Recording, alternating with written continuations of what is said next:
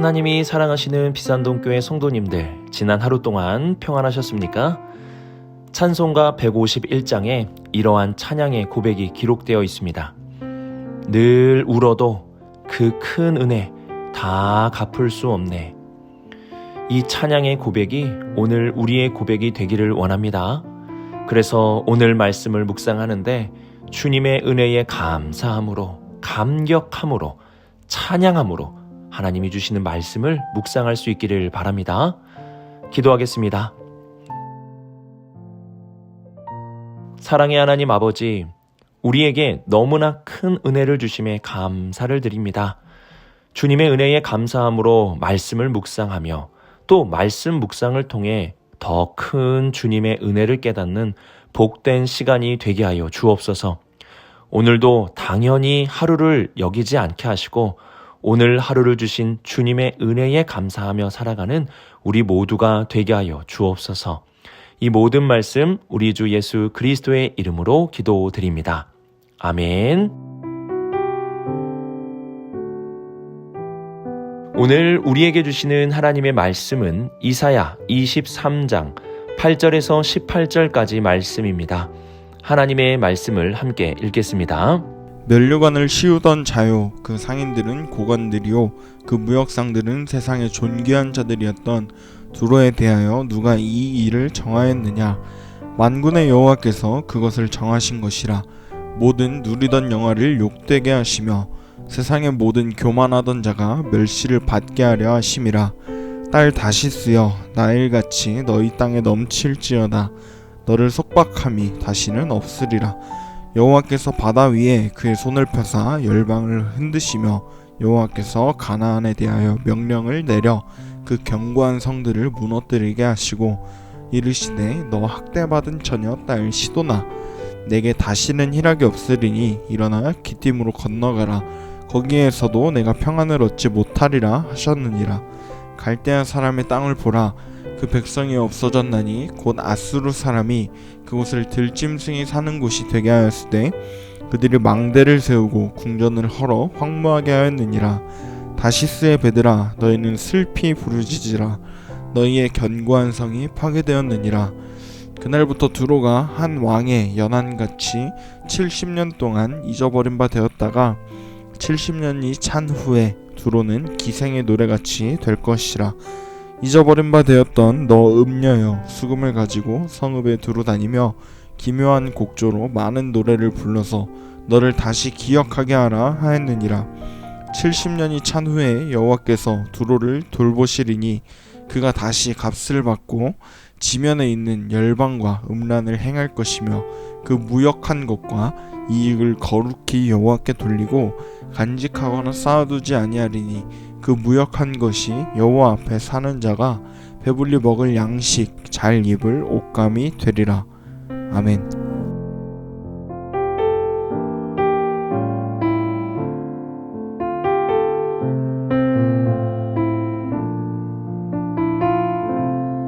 당시 무역을 통해서 세계의 시장의 중심이었던 두로는 무너지지 않는 바다의 항로와 그로 인한 수많은 재물과 힘을 가지고 있었습니다.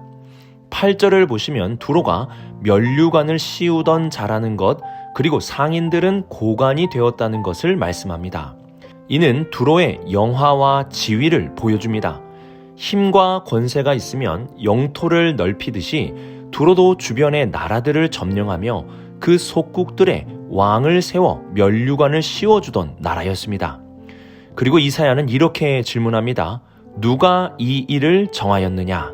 누가 두로의 영화를 정해주었느냐 하는 질문입니다. 이 질문에 대한 대답은 9절 상반절에 나오는 것처럼 여호와께서 정하신 것입니다. 왜 하나님은 두로에게 이러한 부귀와 영화를 정해 주셨을까요? 9절 말씀에 의하면 두로는 교만하며 오직 세상의 영화를 중요하게 여기던 자들임을 알 수 있습니다.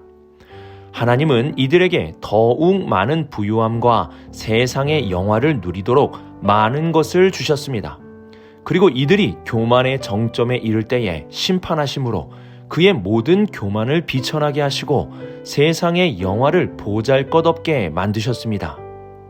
10절을 보시면 두로의 식민지로 대표되는 다시스에 대해 이렇게 말씀합니다.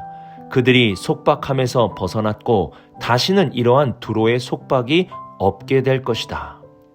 두로는 패망할 것이기에 그의 식민지 나라도 두로로부터 영원히 해방된다는 것입니다.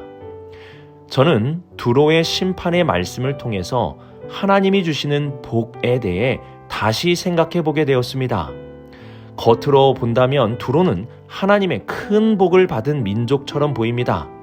역사적으로 두로는 해양의 기술력을 바탕으로 막대한 부를 모았고 해전에서 누구도 이길 수 없었기에 아수르의 공격뿐만이 아니라 바벨론과 페르시아의 공격도 막을 수 있는 힘이 있는 나라였습니다.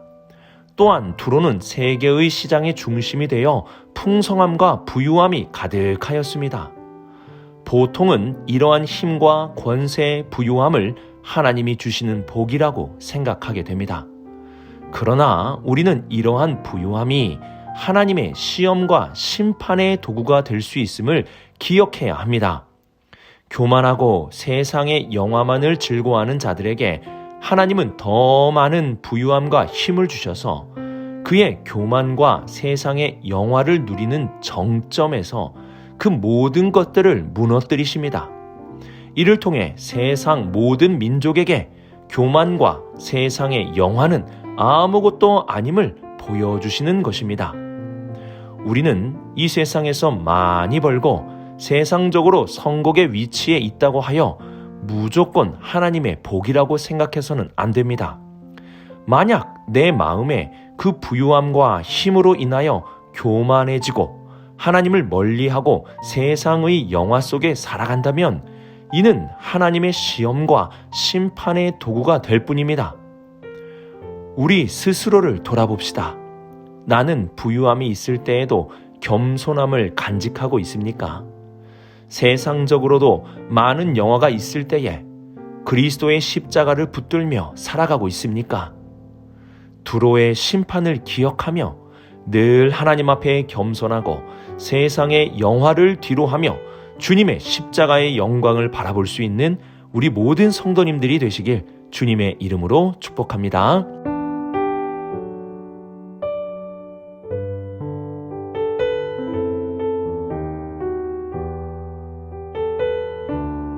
두로는 그 교만과 세상의 영화만을 즐김으로 하나님께 심판을 받게 되었습니다. 12절을 보시면 이르시되 너 학대받은 처녀 딸 시도나 내게 다시는 희락이 없으리니 일어나 기띔으로 건너가라. 거기에서도 내가 평안을 얻지 못하리라 하셨느니라고 말씀합니다. 우리가 어제 살펴본 7절 말씀에 의하면 두로와 시돈을 향해 희락의 성이라고 말씀합니다. 두로에는 늘 기쁨이 있었습니다. 이 기쁨은 교만함으로 인한 기쁨이요 잠시 있다가 사라질 영화로 인한 기쁨이었습니다. 교만이 주는 기쁨은 잠시입니다. 세상의 영화로 얻는 기쁨은 사라지는 기쁨입니다. 12절에서 나타나는 기띔은 두로의 큰 섬으로 전쟁 중에도 피할 수 있는 평안을 주는 섬이었습니다. 그러나 그 기띔마저도 허물어져서 평안이 쉴 수 없는 곳이 되었습니다. 13절을 보시면 두로가 당시 바벨론과 같을 것임을 말씀합니다. 이사야가 활동할 당시에는 아수르의 전성기 시절이었습니다. 이때는 세계의 그 누구도 감히 아수르에게 대항할 수 없었습니다. 심지어 바벨론도 아수르에 의해 무너져야 했습니다. 바로 그 무너짐과 황무함이 두로에도 임할 것을 말씀합니다. 하지만 15절 이하의 말씀부터는 이러한 두로를 향한 회복의 말씀이 선포됩니다. 70년이라는 기간은 실제의 기간으로 볼 수도 있고 온전한 회복을 가리키는 상징적인 기간으로도 볼 수 있습니다.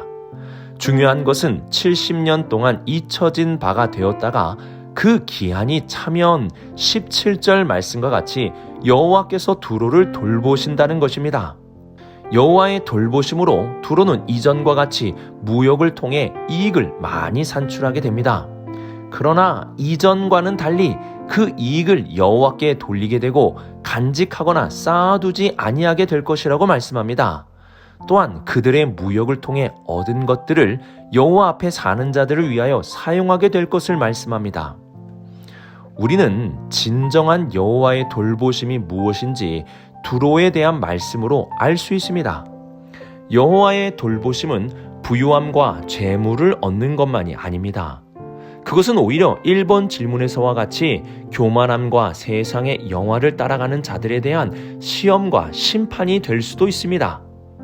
하나님의 돌보심은 하나님이 주시는 것을 가지고 자신만을 위해 쌓지 않고 여호와께 돌릴 줄 알며 하나님의 백성과 함께 배불리 먹을 수 있도록 나누는 것입니다. 예수님은 너희를 위하여 보물을 땅에 쌓지 말고 하늘에 쌓으라고 말씀하셨습니다. 예수님의 말씀과 같이 재물은 우리를 위하여 쌓아두는 것이 아닙니다. 우리를 위하여 재물을 쌓으면 쌓을수록 구멍이 뚫려 사라지게 될 것이라 말씀하셨고, 오히려 우리를 위하여 하늘의 보화를 쌓는다면 잃어버리지 않는 보화가 될 것임을 말씀하셨습니다. 하늘의 보화를 쌓는다는 것은 무조건적으로 헌금만을 많이 하라는 것이 아닙니다. 우선 내 자신만을 위해 물질을 쌓지 않는 마음을 가지는 것입니다. 그리고 하나님의 영광을 위하여 물질을 선용하며 가난한 자들과 주변의 이웃을 위해 물질을 나누는 것을 말합니다. 하나님의 돌보심은 이 세상에서 물질에 휩싸여 살지 않게 하심이며, 물질로 인하여 우리가 내 자신만을 아는 교만한 사람이 되지 않게 하는 것입니다. 하나님의 진정한 돌보심을 받아서 물질에서부터 진정한 자유함과 하나님이 기뻐하시는 일을 위한 선용과 나눔이 있는 우리 모든 성도님들이 되시기를 바랍니다.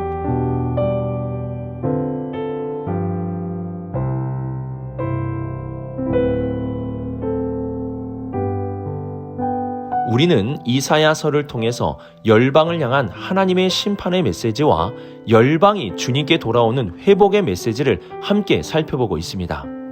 우리는 이러한 하나님의 심판과 회복에 대한 말씀을 통해 적어도 3가지는 기억할 수 있어야 합니다.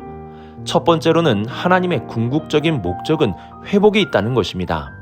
하나님은 심판하기 위한 심판을 행하시는 분이 아닙니다. 이 심판을 통해 회복에 이르도록 하시는 것이 하나님의 마음입니다. 두 번째로는 하나님의 공의와 사랑이 함께 있음을 알게 하는 것입니다. 하나님의 공의는 죄에 대한 심판입니다. 그러나 우리를 죄 가운데 내버려 두지 않으시고 사랑하심으로 다시 기회와 용서를 베풀어 주십니다. 사랑의 하나님으로만 우리가 믿음으로 살아간다면 죄에 대한 심각성과 위험성을 잊어버리게 될 것입니다.